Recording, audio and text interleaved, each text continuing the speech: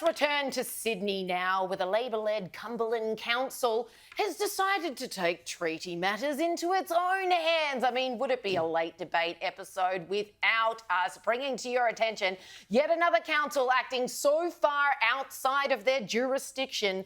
It is eye-watering.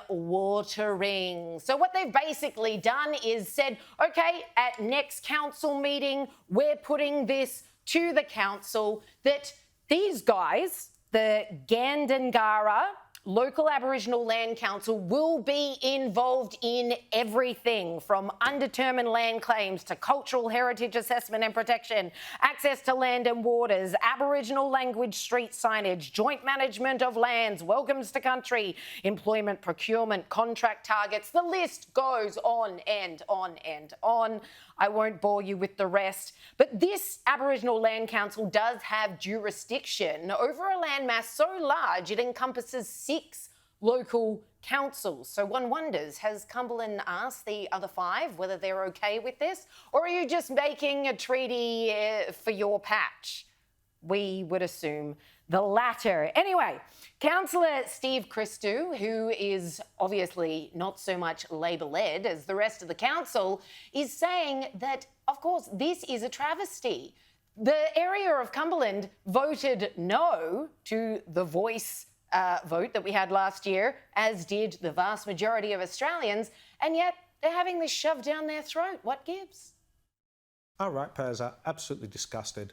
I've been inundated with calls today from people saying, well done for standing up against this. We voted no. We're more concerned on how we're going to pay the mortgage, the rent, the bills, and put food on the table to feed the children. We want upgrades to roads, upgrades of footpaths, upgrades to libraries and public parks, not this kind of garbage trying to force feed us what we ideologies down our throats.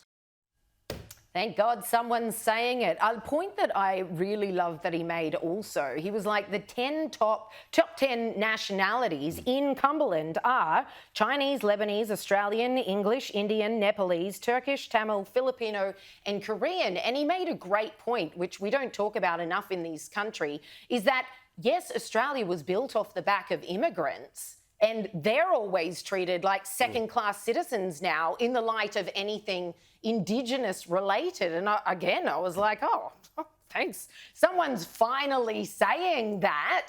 And yet now they, in Cumberland Shire, are now being told, well, two to the valley guys, these guys get preference and are going to be calling all the shots from now on, should this vote go well. I mean, he made the point that Indigenous people represent 0.6% of the population in that electorate. The Cumberland Council are calling this agreement with the local land council a quote-unquote peace treaty.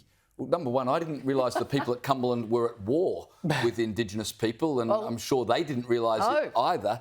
And second, what gives the Cumberland Council the right to make peace treaties between Australian citizens? And third, as you mentioned, there are other Indigenous land councils in that shire and indeed around Australia. So does this start to become a snowballing effect where if one council is allowed to get away with it, and this is how things happen, right? Well, they're doing it, we better do it. And then it starts becoming a national thing that happens. No one voted for it. In fact, the October 14 referendum is a good case that everybody voted against this kind of stuff, and yet it's a treaty by stealth. Yeah, well, I don't know that the people of Cumberland were aware that they were at war with the Gandangara people, but they may well now be at war with their council. And what worries me, not only about the implications for Cumberland, but more broadly, if this is adopted, and you would imagine that other councils start looking at this kind of thing, is that it specifically makes mention, this motion, of the council acknowledging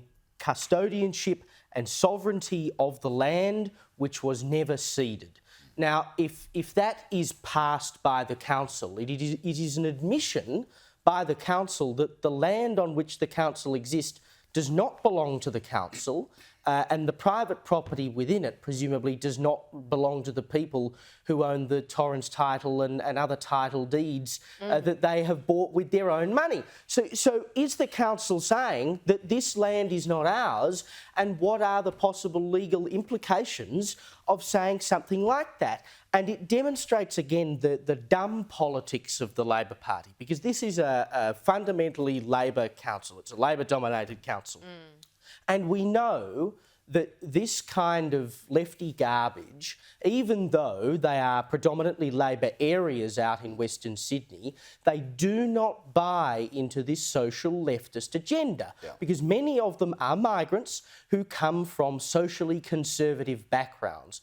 And one of the neighbouring councils, Fairfield Council, which of course has been in the news a fair bit this week for other more tragic reasons, the Mayor, Frank Carbone, before Australia Day, in protest against Woolworths, saying that they would not stock any Australia Day paraphernalia, bought 10,000 Australian flags and said he'd hand them out to any resident who wanted them.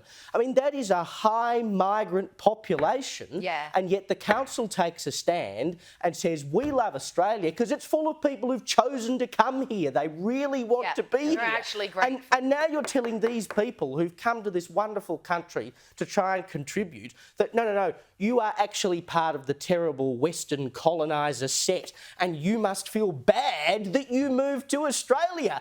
It's not going to work. If Labor's going to go down that road, they should prepare for a bollocking, because it doesn't work. And they're absolutely setting Steve Christo up for a wonderful election. He's going to rake in the votes. Mayorship. Because as you run for mayor. said, the referendum, I mean, it was 64% of his election. I think nationally it was 61%. Yeah. In that election it was 64%, so slightly higher again. That voted against Why the is it voice such to a Parliament. rarity that these councillors who are like, I actually checked out the numbers and I'm going to represent my constituency, they're the ones that everyone's like, oh my gosh, this is bloody amazing. Like it's something rare and novel, like, oh, this is incredible.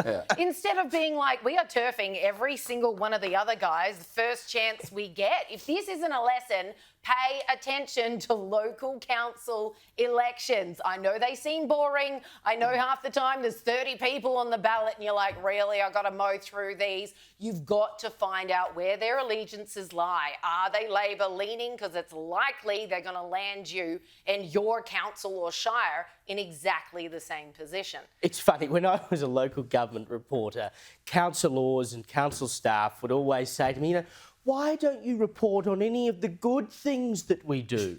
And I would say, well, look, good. I'd say, look, two things. The good things that you do are just part of your remit generally, so they're not worthy of reporting. And if you did something extraordinarily good, I'd report on it, but you never do. Go and do something good, for heaven's sake.